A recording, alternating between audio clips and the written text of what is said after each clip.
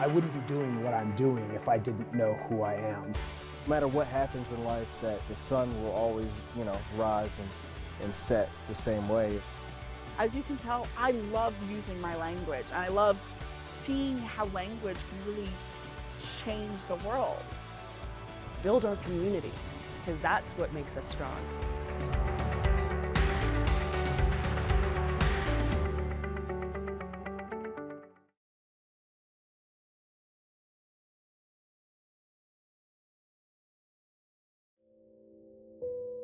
Love lessons in a time of settler colonialism.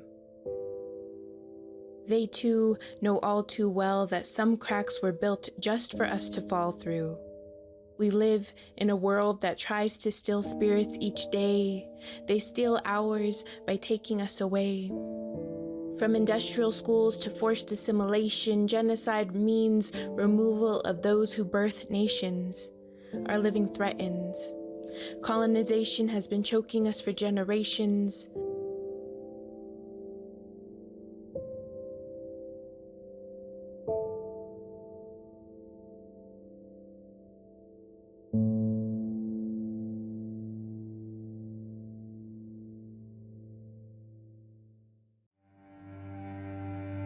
When the first European settlers began colonizing North America, they also began forcing young Native people into Western education. As early as the 17th century, missionary schools took young Indians away from their cultures so that indigenous values could be replaced by Protestant ones. As colonization moved west, Indian boarding schools sprang up across the United States and Canada. Run by either the federal government or Christian churches, there were well over 300 of these institutions. An estimated 100,000 Native American children were often brutally erased. So, can there be reconciliation for stealing someone's language, religion, and even life? Today, Fort Lewis College has inherited the shameful history of Fort Lewis Indian Boarding School, one of the places that followed the rallying cry of "Kill the Indian, save the man." If you kill the Indian, you're going to save the person. That was the notion. And it's so wrong, because if you look at it, language and culture is what distinguishes us as indigenous people. Assimilation is cultural genocide. The state of Colorado had, to my knowledge, 4 boarding schools. There was a Fort Lewis Indian School, the Indian School in Grand Junction that became known as the Teller Institute, and then there were day schools at Ute Mountain Ute in Toyac, Colorado, and then a day school in the Southern Ute Reservation in Ignacio. The U.S. government operated hundreds of boarding schools. Stories of kidnapping are told by the families being picked up and taken to boarding school, and parents finding out later that you can't have your child back. Parents could have their rations withheld until they were compelled to send their child or children to school. These rations, annual annuities of cash payments, were already promised in treaties. The goal of off-reservation boarding schools was to be at a greater distance from the communities. My biological parents and my aunts and uncles attended these boarding schools. So when they spoke in Navajo, they were punished or they were beaten. And when I ask my mother questions about her experience, she doesn't elaborate too much. My grandma didn't really talk about it. She's the only surviving grandparent I have right now. And she went to a boarding school in California. My other 2 grandparents who went through boarding school also never really talked about what happened. Children found ways to survive, and some of those ways of surviving meant that you lost your indigenous language. The goal really was to remove the cultural markers, to have children not know their spiritual teachings so that they would be these cultural blanks that could be reworked and made in the image of the dominant society.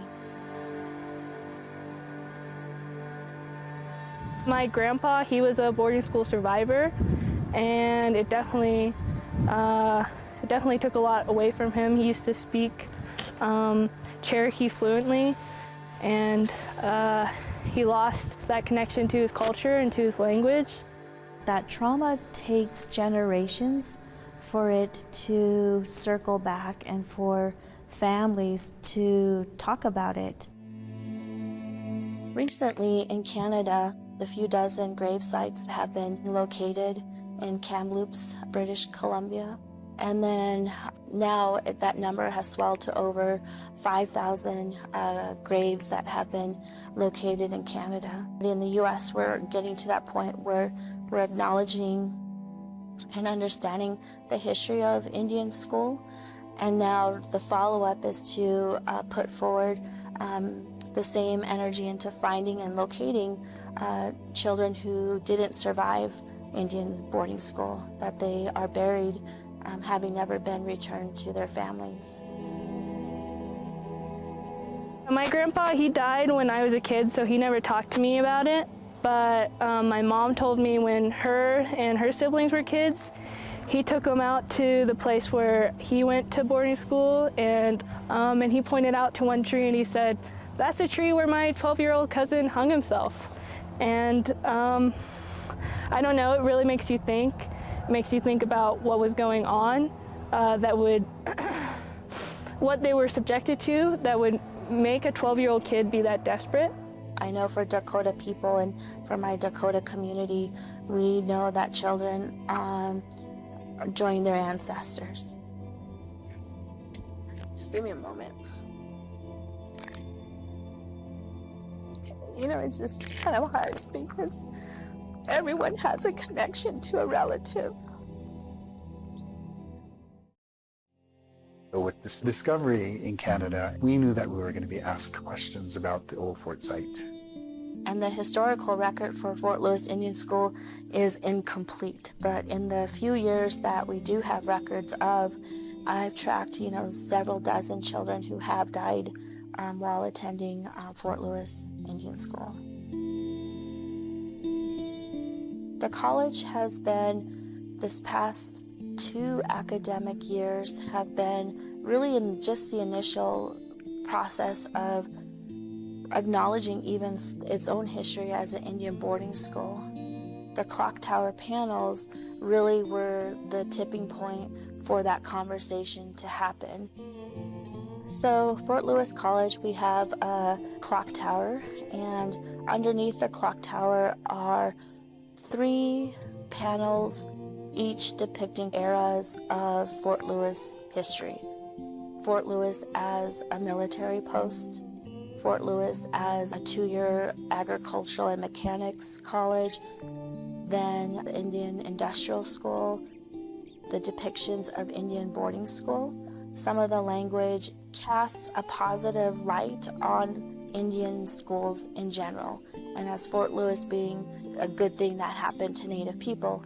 And of course, we know that that's not the case. There's a darker history that those panels don't fully encapsulate. They are missing a huge portion of what's happening there. We're not talking about the children who've gotten sick or the fact that those children have been removed from their parents.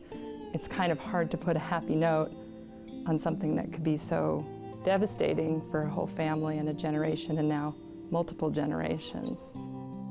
It's not just that what was said was bad, but that what's not said is also problematic.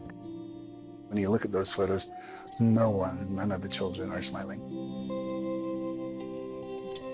I see loneliness, despair, depression, sadness, and just missing home, missing their family, missing their parents, their grandparents, the language, the culture, the food. I was just puzzled as to why these panels, they were there when I was an undergrad and hadn't changed. I decided to chat with a few other faculty members to get their insight, and then drafted an email to President Strudicus on how we could be more inclusive as a campus. When I was putting the email together, I had to revisit some of my own family history of my grandparents who had to go to boarding schools throughout the U.S. So for me, it was very important and personal, and I knew that I wasn't the only one as a faculty or staff, but also a lot of our students have that in our history. And she was right, and that's what led to the genesis of the formation of the History and Reconciliation Committee at Fort Lewis College. A committee that was tasked to figure out, what could we do with these panels? How do we have a community-driven discussion? And how do we get insight from not just students, faculty, and staff, but the greater community who was impacted by this through generations? Fort Lewis College is undertaking an examination of its past because we are very deliberately thinking about our future. We serve over 40% Native American students, and part of serving those students successfully means that we're creating a climate of well-being and belonging on campus. But an aspect of that is being honest about our history, being honest about the trauma caused by federal Indian boarding schools, being honest about the loss of language, the loss of culture that deliberately were a part of the boarding school movement, being honest about how that impacts our faculty, staff, and our current Native American students. For Dr. Jocelyn Lee to be an undergraduate, for her then to come back as a professor of chemistry and to say, why are they still here, speaks to how generational change is slow in an institutional context. But that it took also the insistence of Dr. Lee to share this story with the campus and with the college president, and then for it to fall on ears that were listening and ears that said that you're right, this needs to be removed. Let's begin that thoughtful process.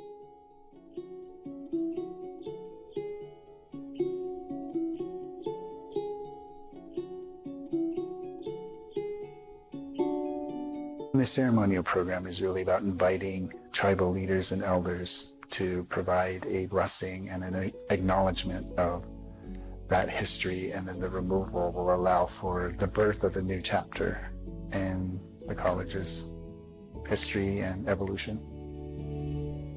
I was particularly touched by the sharing of stories of one tribal elder's experience at Indian boarding school. It's important for our students to see that we're only one generation removed from parents and grandparents, great-grandparents, who attended an Indian boarding school. For me, it really opened my eyes on how we as an institution can do better and to be even more inclusive and to really celebrate the diversity of our student body. When we held these open talking sessions with students and faculty and staff, there was the request that we not just get rid of these panels and throw them away and forget about the mistakes we made, but to instead preserve them and use them to talk about why they're inaccurate, why they're wrong, and how we can do a better job of talking about our history. I think just taking them down would have let Fort Lewis off the hook. It would have potentially hidden something that we should have questioned. Why did we think it was okay to present this very whitewashed version of history? Why did we think that was okay? And what does that say about where we are and where we've been? So to just simply tear them down and destroy them or throw them in the trash doesn't allow for that conversation to happen. The question related to how is this not just a check the box activity, I think relates to what comes after that, because this is not just a point in time. This is about ongoing work that we'll continue to have on campus to acknowledge the history of the boarding school, where we are here in Southwest Colorado, whose ancestral and ceremonial lands this is. So this is ongoing work that goes on beyond the removal of the panels. And it did strike me recently as we've been having conversations about this that you start something and it's not clear where it finishes, and I think that's where Fort Lewis is in this journey. And we are taking our time, you know. We're not in a rush to hurry it along because that too can be equally damaging. Even though they're an inaccurate depiction of that history, they're sort of a historiography in that they're a good example of how we talk about history and how that is evolving. The goal is for people to be able to interact with them and have those conversations about why it didn't work and how it made people feel. Museums are great spaces to open up conversation and dialogue about difficult topics. The ideas are coming in on what we can put in place of those panels. Could it be Indigenous artwork? Could it be a more accurate portrayal of that era? While Fort Lewis College is in Durango, Colorado, the original Fort Lewis Indian boarding school was located about 20 miles away in Hesperus. And tragically, it is believed that there are unmarked graves of children who died here. Graves of our relatives, similar to the ones discovered in Canada.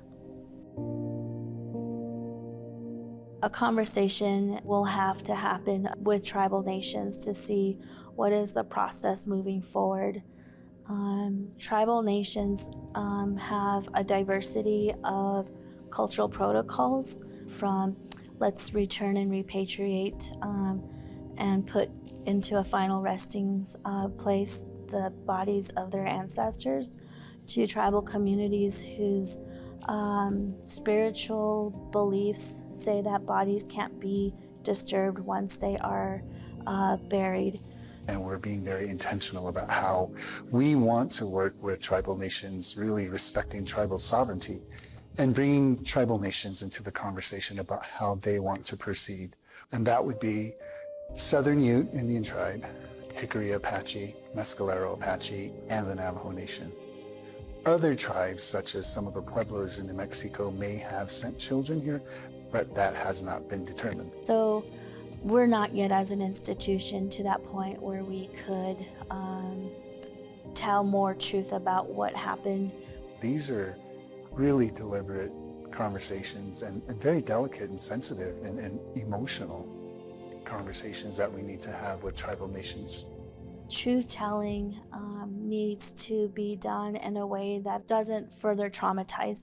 And that's why we're not rushing into this.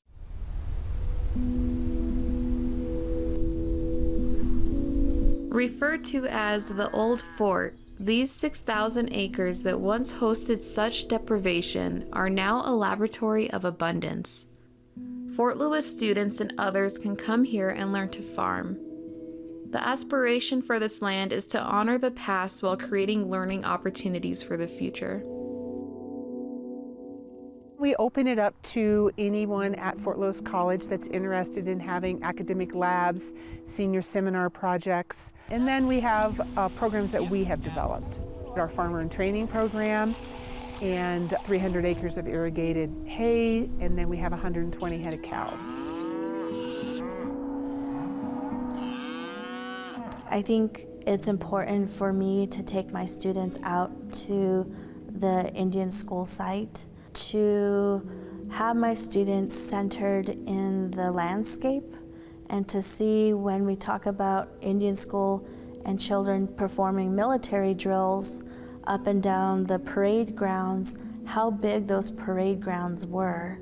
Much has changed, but it's still important, even in the absence of buildings and of dormitories, to see the space.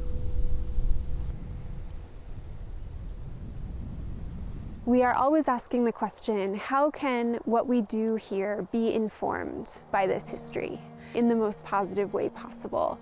Kind of in a way that goes against everything the boarding school and the fort stood for.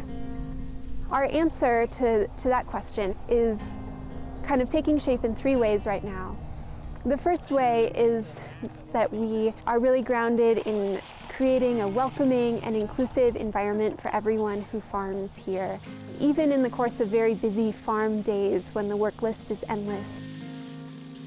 The second way we're responding is through incorporating indigenous foods and traditional practices into what we do here. Knowing that agriculture was used as a tool of assimilation during the boarding school era, it feels necessary to continue incorporating traditional knowledge. For us to be teaching agriculture is something that we have to think about and have to be sure that we are using it in a positive manner. So at the beginning of our farmer training programs, we acknowledge the way agriculture was used, and we acknowledge that there are many ways of doing farming, and we want to incorporate those and elevate them and make it clear that we have great respect for them.